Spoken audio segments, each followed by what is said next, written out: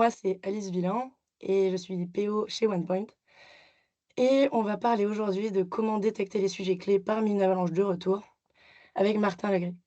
Martin, est-ce que tu pourrais te présenter en 2 mots? Oui, bonjour à tous. Moi, je m'appelle Martin Legris, je suis product owner depuis 6 ans, essentiellement sur des produits internes, donc à destination des employés, et ça pour le secteur public, mais aussi pour les médias.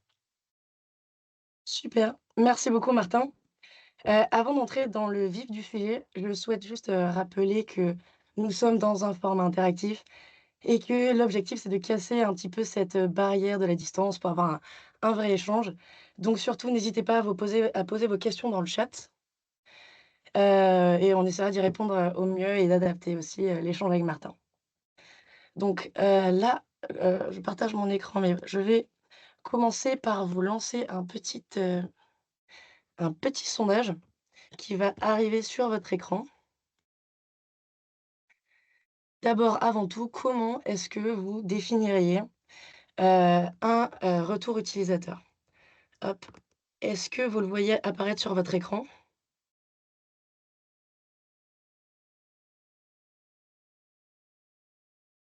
Hop. Oui, c'est bon, on le voit. Ah super.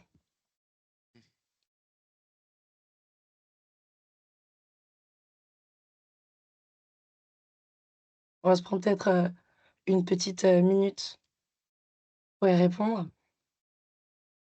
Hop. Est-ce que vous avez pu avoir le temps de On a 4 d'y réponses répondre? pour le moment, 6. Vous êtes OK. pourtant bien plus nombreux. Allez, encore une petite minute là-dessus. OK.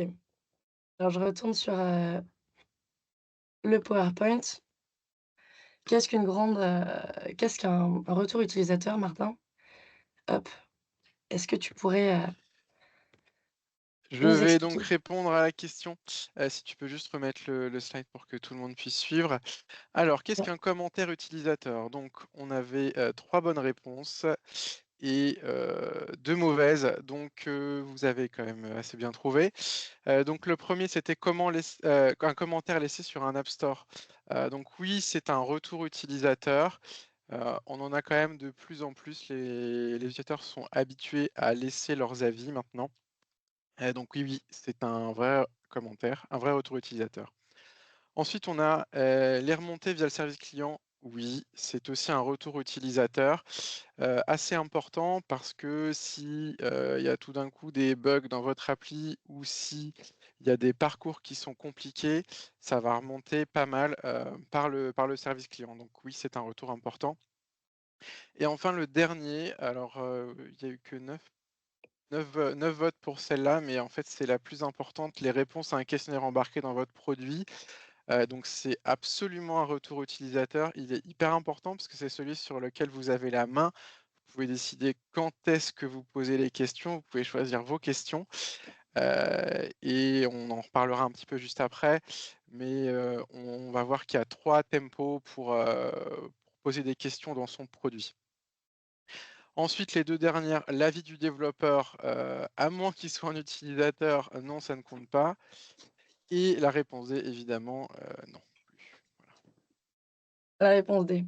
Alors, quand on parle d'une avalanche de retours, on entend surtout un grand nombre de retours.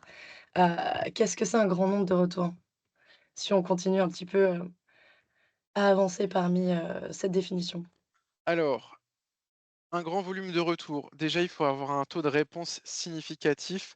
Si on a, 1000 réponses, mais qu'on a 1 million d'utilisateurs, ça fait beaucoup de réponses, mais c'est pas significatif. Donc, c'est important d'avoir, quand même des pourcentages assez élevés. À savoir aussi que les taux de réponse, ils vont varier en fonction du moment où vous faites votre sondage. Il y a des moments, les gens ont envie de répondre, les gens il y a d'autres moments, les gens n'ont pas envie de répondre. Par exemple, si vous commencez, un processus pour acheter, un produit sur internet, bah, au début, vous cherchez votre produit, donc vous n'avez pas, envie de répondre aux questions, vous avez même pas grand chose à dire. Alors que quand vous l'avez acheté, bah, vous avez fini, vous avez peut-être un petit peu de temps et vous avez peut-être des choses à dire. Hop. Ensuite, l'item suivant, il faut qu'il soit représentatif. C'est-à-dire que votre volume doit représenter vos différentes populations d'utilisateurs. Si c'est pas le cas, ça veut dire que vous vous privez, de l'opinion d'une partie de vos utilisateurs et il faut y faire attention, en particulier si les utilisateurs qui n'ont pas répondu sont ceux que vous ciblez en priorité. Et le dernier, c'est évidemment, la qualité. Si c'est juste quelqu'un qui dit, «C'est nul, ça marche pas», bah, c'est un retour, mais en fait, en l'état, vous pouvez pas en faire grand-chose, que vous savez pas où il est bloqué dans le processus. Donc c'est pas un retour de qualité, c'est comme juste une étoile. Bah, OK, il est pas content, mais ça vous fait pas beaucoup avancer, quoi. Mmh, en effet. Donc aujourd'hui, le retour utilisateur, c'est un petit peu le nerf de la guerre, en tout cas dans les entreprises qui travaillent sur le produit. Martin, maintenant je m'adresse un petit peu à ceux qui sont avec nous, ce soir. On parle d'une avalanche de produits, c'est un petit peu un problème de riche quelque part, puisqu'il faut déjà en avoir énormément des retours. Quel est, vous, qui, sommes avec nous, Wake Up Product, quel problème rencontrez-vous un petit peu le plus dans cette thématique-là? Alors, je vais vous envoyer vous pouvez répondre dans le chat ou je vais vous envoyer hop, un autre petit sondage, une sorte de nuage de mots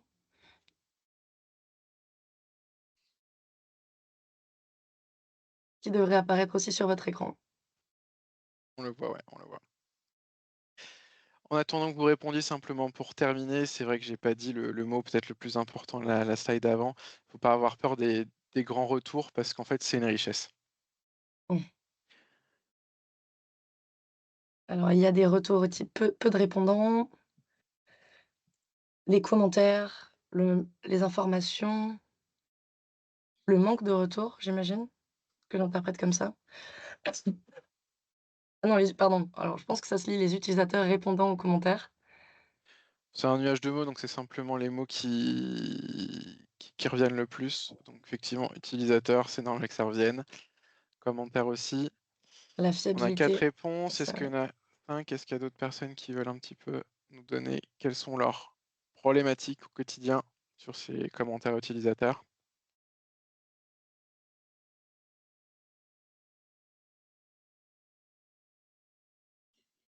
OK. Alors, Bonjour Régis, donc moi j'ai mis choix politique parce que des fois des priorisations sont faites, on va dire pour satisfaire certains acteurs et pas forcément la majorité. Et ce qui ne représente pas forcément la majorité des clients. Certains acteurs en interne, je parle, hein. OK. On n'est pas décisionnaire, des OK. fois, on se retrouve, à faire des choses, qui Autour normalement des devraient pas commentaires avoir une priorité. utilisateurs. OK, bon, on en parlera, juste après. Hop, yes, je pense qu'on peut clôturer, Alice, le petit sondage. absolument et on avance justement maintenant sur, un peu le centre du sujet. Merci Régis pour ta question. On va y répondre là à la suite. Hem, hop, ne pas avoir assez de retours, comme vous l'avez dit, c'est quand même un sujet, c'est quand même important. Heu, chacun a ses points de douleur, qui en ait assez ou qui en ait beaucoup. Je n'arrive pas à mettre cette slide. D'accord. Martin, est-ce que tu pourrais nous indiquer un peu, toi, la méthode pour arriver à retirer de la valeur quand il y a énormément de retours et parmi les retours qu'il y a? Alors pour réussir à récupérer toute la valeur qu'on peut de ces commentaires, avant ça, il va falloir déjà poser les bonnes questions et pour ça, en fait, on va parler du tempo de la collecte et moi, je vais vous parler de 3 tempos différents. Ça va vous permettre de récupérer, toute la valeur de vos retours utilisateurs. Le premier tempo, qu'on pourrait appeler quelque part un baromètre, ça va être, un sondage en continu. Ce sondage en continu, il va vous permettre de mesurer, au fil des jours, au fil de l'année, heu, ce qui se passe sur votre application. Est-ce que les utilisateurs sont contents ou pas? C'est un sondage qui va être plutôt court, donc assez généraliste. Voilà, l'idée, c'est vraiment de mesurer ce qui se passe, de pouvoir aussi identifier, la saisonnalité, sur votre produit. Si par exemple, vous êtes, une plateforme, vous vendez des jouets, à Noël, forcément, ça va être le rush. Donc les gens vont être assez exigeants parce qu'ils veulent que leur colis soit livré à l'heure et vous, vous êtes sous l'eau parce que, bah, il faut livrer tout le monde en même temps. Donc ça peut être une période difficile, certes charnière, mais difficile et donc vous pouvez avoir à ces moments-là des variations sur votre, note en continu. Ça peut être aussi l'occasion de définir des grandes catégories à observer. Si votre produit, c'est, par exemple, 2 grandes fonctionnalités, vous pouvez, par exemple, demander de donner aux utilisateurs leur avis sur ces 2 pans. Ça peut être intéressant aussi comme ça de mesurer l'évolution finalement de ces pas 2 sous-produits, mais presque 2 grandes fonctionnalités. Ensuite, on a un deuxième tempo. Ce deuxième tempo, il va vous permettre, de rentrer dans le détail. Ce deuxième tempo, vous choisissez le sujet qui vous intéresse et vous allez poser des questions sur ce sujet-là. Vous pouvez, utiliser ce deuxième tempo soit pour creuser un premier point qui sera remonté, on va dire, pendant votre sonde en continu. Si, vous sentez qu'il y a des difficultés, par exemple, sur le processus de paiement, bah, vous pouvez creuser. Est-ce que c'est en paiement par carte? Est-ce que c'est, le 2FA qui marche pas? Est-ce qu'ils veulent payer en 3 fois sans frais? Donc là, vous pouvez creuser beaucoup et c'est aussi hyper intéressant dans votre roadmap produit, si vous avez décidé de travailler sur un sujet en particulier, si par exemple, vous avez décidé d'ajouter du 3 fois sans frais sur votre, plateforme et ben, vous allez pouvoir les sonder. Est-ce que ça les intéresse? Est-ce qu'ils préfèrent payer plutôt en 10 fois qu'en 3 fois? Et comme ça, vous allez pouvoir creuser et affiner finalement ce que vous allez faire. Ensuite, le troisième tempo, c'est, bah, finalement, c'est a posteriori, vous avez fait quelque chose de nouveau et vous voulez mesurer comment c'est perçu. Donc après une évolution, vous pouvez faire ce troisième tour qui est plutôt un avis, bah, suite à une nouveauté ou à une évolution et donc ça va vous permettre de savoir si ce que vous avez fait, beh, finalement rencontre le besoin des utilisateurs, s'ils ont des suggestions, et si, s'ils sont contents, bien évidemment. Ensuite, qualifier et segmenter le feedback. Alors, c'est important de, segmenter votre feedback, parce que selon les populations d'utilisateurs qui utilisent votre produit et ben, vous n'avez pas forcément le même intérêt. Par exemple, si vous êtes, transporteur aérien, vous avez plein de gens différents qui prennent l'avion. Ça peut être des familles qui prennent l'avion une fois par an ou moins. Ça peut être, des personnes qui prennent l'avion, on va dire un peu plus régulièrement pour partir en week-end, à droite à gauche. Et puis un troisième type de client qui va être, des clients business qui, eux, vont prendre l'avion assez régulièrement et vont avoir aussi des besoins particuliers. Donc c'est important de mettre vos populations d'utilisateurs dans des catégories et de faire revenir ces commentaires dans ces catégories. Ça va vous aider après à exploiter le retour. Si, il y a, par exemple, un utilisateur business qui vous dit: «C'est trop compliqué de changer mon billet», bah, ça, c'est un commentaire qui est intéressant de creuser parce que ces utilisateurs qui vont a priori, avoir besoin justement de changer leur billet régulièrement si on a une réunion au dernier moment qui s'ajoute ou qui se retire et c'est quand même une population qui utilise beaucoup vos services, donc qui a beaucoup de valeur pour vous. Donc ça va permettre, de donner un peu plus ou moins d'importance au feedback et aussi en fonction de ce que vous souhaitez faire dans votre produit, vous allez vous intéresser à telle ou telle catégorie d'utilisateurs. Si par exemple, vous êtes encore cette compagnie aérienne, demain vous dites: «Moi je veux tout miser sur les familles», bah, si les familles, ça va être des gens qui prennent l'avion pas forcément très souvent, mais peut-être pour aller loin et ça, si ça vous intéresse, vous allez vous porter sur ces commentaires-là. Ensuite, on va, catégoriser ces retours. Les catégories, déjà, on va commencer par écarter ce qui est pas intéressant. Alors, ce que j'appelle moi les fausses bonnes idées, c'est, un utilisateur qui vous dit: «Ah oui, il me faudra un bouton là pour faire ça, ça serait formidable». Attention avec ce genre de commentaires, il faut toujours remonter quel est le besoin, pourquoi il a besoin de faire ça. Mettre un bouton à un endroit, c'est une solution, mais on ne sait pas si ça répond à un problème. Ensuite, il faut écarter les facteurs externes, qui peuvent avoir de l'influence sur votre produit. Si encore une fois vous êtes transporteur aérien, il y a une grève des contrôleurs du ciel, ben, forcément ça va nuire aux notes que vont donner les gens et pour autant vous y êtes pour rien. Donc c'est des choses qu'il faut aussi, savoir écarter ou prendre du recul. Ensuite, des choses qui sont là pour le coup assez intéressantes, propositions d'amélioration ou nouvelles fonctionnalités. Là, ça c'est hyper utile parce que, peut vous donner des pistes soit pour établir votre roadmap produit si, vous vous demandez qu'est-ce que vous allez faire évoluer ou faire comme nouvelle fonctionnalité par la suite, ça peut vous donner des idées. Et si au contraire votre roadmap produit est déjà établi, vous savez où vous voulez aller, mais vous avez besoin, justement d'insights, si ça parle de ça, ça c'est vraiment les commentaires qui sont hyper intéressants, c'est un peu vos pépites. Et enfin la dernière catégorie, c'est la remontée de bugs. La remontée de bugs, ça c'est aussi intéressant parce que, il faut pouvoir les traiter, heu, de manière, à améliorer la satisfaction sur votre produit. Il faut absolument écarter les bugs parce que ça c'est vraiment le truc qui rend fou les utilisateurs. Ensuite, sélectionner les verbatims représentatifs.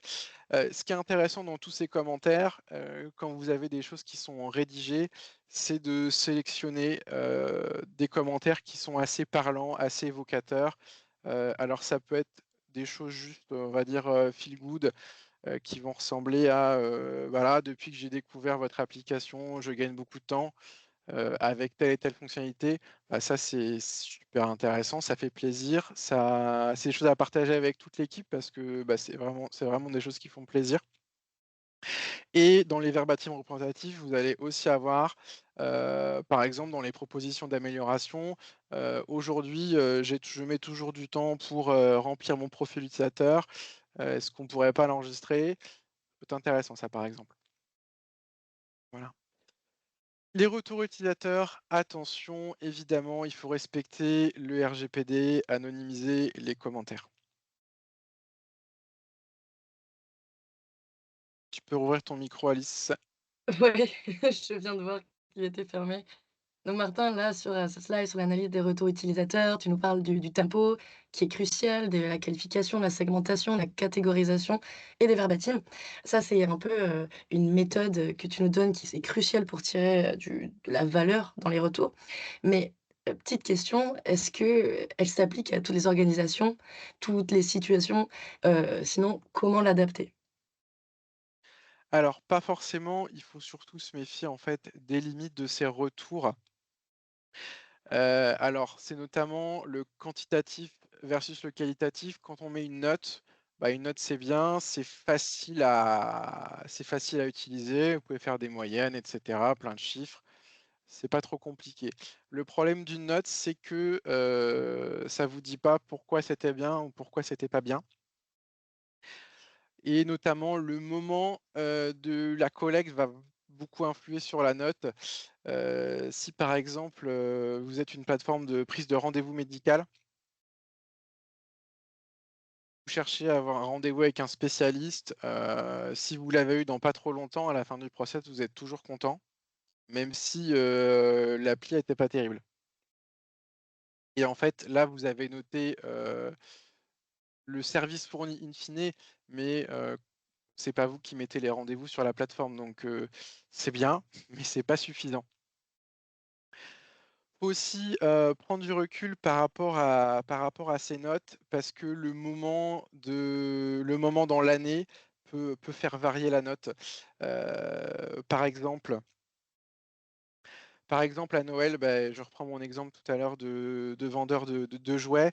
À Noël, les gens sont hyper stressés parce qu'ils veulent que leur colis arrive à temps, donc si le truc a un jour de retard, peut-être qu'ils vont vous mettre une mauvaise note. Donc faut aussi se méfier, des notes qui sont mises à la va-vite ou des saisonnalités qui vont être, un peu plus, tendues. Aussi, il faut pas s'arrêter à un chiffre, c'est ce que je vous disais au début.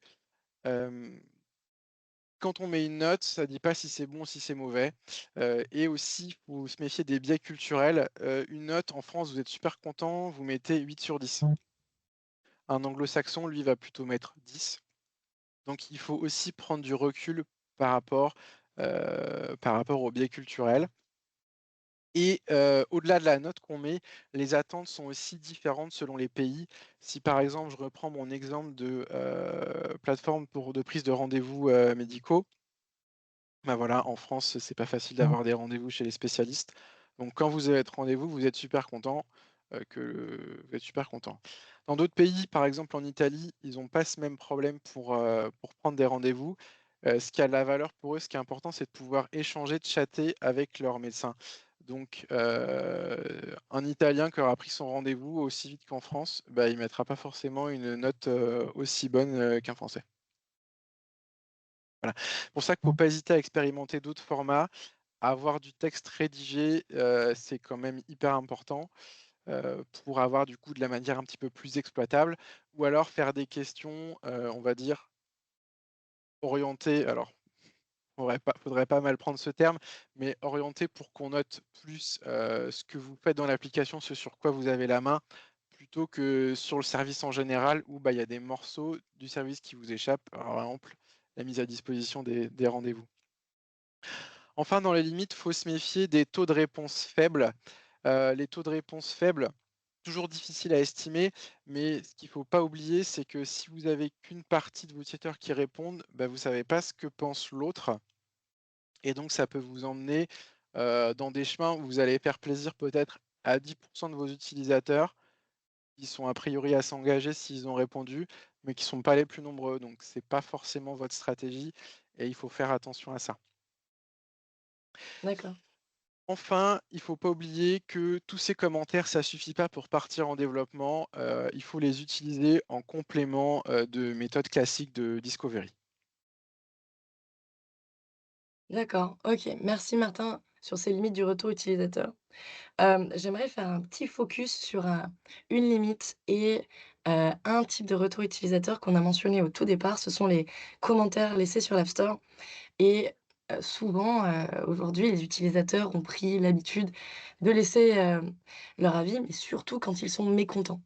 Alors, qu'est-ce que ça peut faire justement de traiter, ces commentaires, de cette manière-là? Alors, les commentaires sur les stores, ils sont importants dans le sens où ils vont expliquer la note, qui a été mise par l'utilisateur et c'est surtout que maintenant il est possible d'y répondre, notamment sur le Play Store. Et en fait, on se rend compte que le fait de répondre à ces commentaires, ça influe sur la note. Pourquoi? Parce que quand vous répondez, vous pouvez expliquer pourquoi il y a un problème. Vous pouvez dire que le problème a été pris en compte, qu'il a déjà été solutionné ou qu'il va être, si c'est un bug, par exemple, corrigé dans la prochaine release. Et les utilisateurs ont la possibilité, du coup, de revoir leurs notes après, donc ça permet d'augmenter votre NPS. Enfin, c'est aussi une posture de l'entreprise. Répondre aux commentaires, ça demande quand même du temps, surtout si vous en recevez beaucoup. Et donc du coup, c'est un budget à prévoir aussi. C'est pour ça que finalement, c'est aussi un choix de l'entreprise. Si la satisfaction de vos clients, elle est au cœur de vos préoccupations, et bah, ça vaut le coup de répondre à vos commentaires. Heu, J'allais dire si la satisfaction n'est pas au cœur de vos préoccupations, peut-être que peu d'entreprises le disent comme ça, mais on va dire que c'est au niveau de l'image qu'on veut renvoyer. On peut choisir de ne pas y répondre parce que ça prend trop de temps. Attention ici, on est à la frontière entre, bah, les équipes product et le service client. Vous pouvez décider que, bah, c'est le service client qui répond aux commentaires, surtout quand par exemple, c'est des bugs et qui vous les font remonter. Très bien. Alors, merci d'avoir, expliqué comment on a pu avoir cette méthode pour analyser les retours utilisateurs, les avalanches, à défaut de ce qui est dedans, les manières de faire attention aussi aux limites de ces retours, utilisateurs et comment faire aussi pour répondre, enfin, en tout cas, quel intérêt il y a pour répondre à ces commentaires. On comprend donc que vraiment la satisfaction client, c'est au cœur des préoccupations, mais aujourd'hui, à insérer autre que ces questions-là de méthode et de limites, il y a des nouveaux enjeux. Des nouveaux enjeux qui un peu ébouriffent les priorités en entreprise, justement sur ces aspects-là. Est-ce que tu pourrais nous en dire aussi, quelques mots, Martin? Oui, alors les nouveaux enjeux autour de ces commentaires. Alors, il y a d'une part, effectivement le respect de la réglementation. Alors le RGPD, bon ça fait quand même quelques années qu'on en parle maintenant, en France et en Europe, donc je pense que vous connaissez tous. Mais il faut absolument respecter la réglementation et protéger les données de ses clients. Les protéger pour ses clients, mais aussi finalement pour soi. Parce que ces commentaires, ils ont une valeur stratégique. En fait, ils vont décrire vos forces, les forces et les faiblesses de votre produit Donc si vous êtes un concurrent, avoir accès au feedback du concurrent, bah, pour vous, c'est une mine d'or parce que ça veut dire que vous savez sur quoi ils sont forts, vous savez ce qui marche chez eux, donc vous allez dire: «Bah, on va peut-être faire pareil parce que ça plaît bien». Et au contraire, bah, là-dessus, eux, ils sont pas bons, donc on va pas les imiter. On va voir est-ce que nous, on fait différemment? Est-ce qu'on peut faire encore mieux? Ça peut permettre de creuser les écarts, de récupérer des parts de marché. Donc, ouais, il y a vraiment une valeur importante sur ces commentaires et c'est pour ça qu'il faut faire aussi attention à la souveraineté de la donnée. Où est-ce que vous stockez les données? Notamment si vous choisissez des partenaires technologiques pour récupérer et analyser vos commentaires. Où est-ce que sont stockées les données? Comment sont stockées les données? Et c'est là où on aborde le petit passage IA de la présentation. Heu, L'IA vous aide beaucoup, notamment pour catégoriser, les commentaires. Elle est de plus en plus intégrée dans les outils.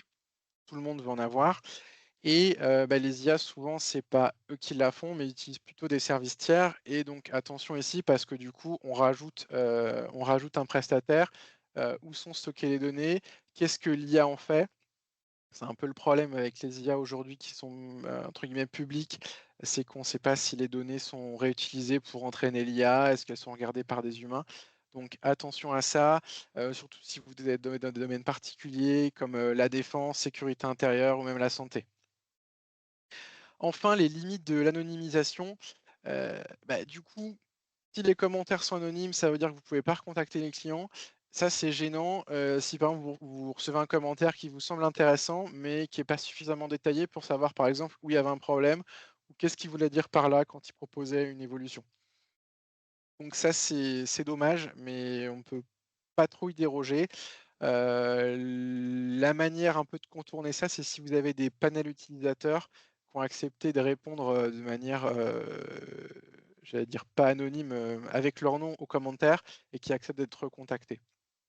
Et évidemment, bah, si vous passez du temps à, chercher qu'est-ce qui s'est passé sur ce commentaire, pourquoi ça marchait pas ou qu'est-ce qu'il me proposait et que de toute façon, bah, vous pouvez pas aller confirmer ça, bah, c'est une risque de perte de temps. Alors je ne sais pas s'il y a eu des questions dans le chat depuis le J'en ai début. pas vu. Ah ben, moi non plus. Bah, en tout cas, c'est le moment là maintenant s'il y a une question, qui vous, trotte dans la tête, qui vous turlupine un petit peu l'esprit, n'hésitez pas à la poser maintenant. Il nous reste, ben, plus de minutes, mais on prendra le temps d'y répondre, à la suite. N'hésitez pas à le poser. J'en profite pour parler du prochain Wake Up Product qui arrive le 21 novembre à 9 heures, 30 minutes aussi sur le même format et on évoquera comment, à partir des problèmes priorisés, imaginer une bonne solution. C'est dans la lignée un petit peu de ce qu'on a vu aujourd'hui. S'il n'y a pas de questions, ah oui, et j'aimerais aussi S'il vous n'y a pas de demander. questions, peut-être une petite minute pour, répondre, à des préoccupations qu'on a eues tout à l'heure sur, j'ai, pas assez de réponses. Pour avoir plus de réponses, il faut, choisir le moment où on va poser les questions. Je disais, quand vous achetez un produit, vous ne l'avez pas encore trouvé, vous n'avez pas envie de répondre aux questions. Une fois que vous l'avez acheté, vous avez peut-être des choses à dire, donc ça, c'est quelque chose d'intéressant à faire.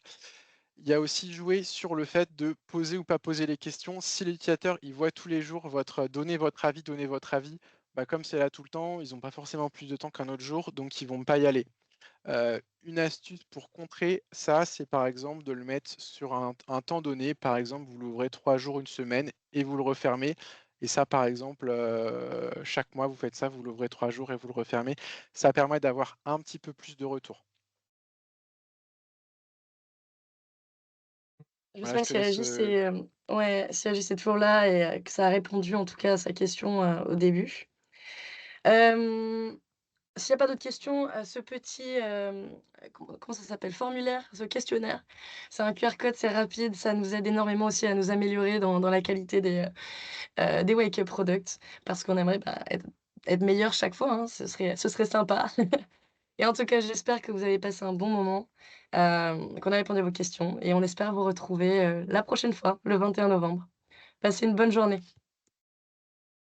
Bonne Merci journée. beaucoup. merci beaucoup. Merci beaucoup.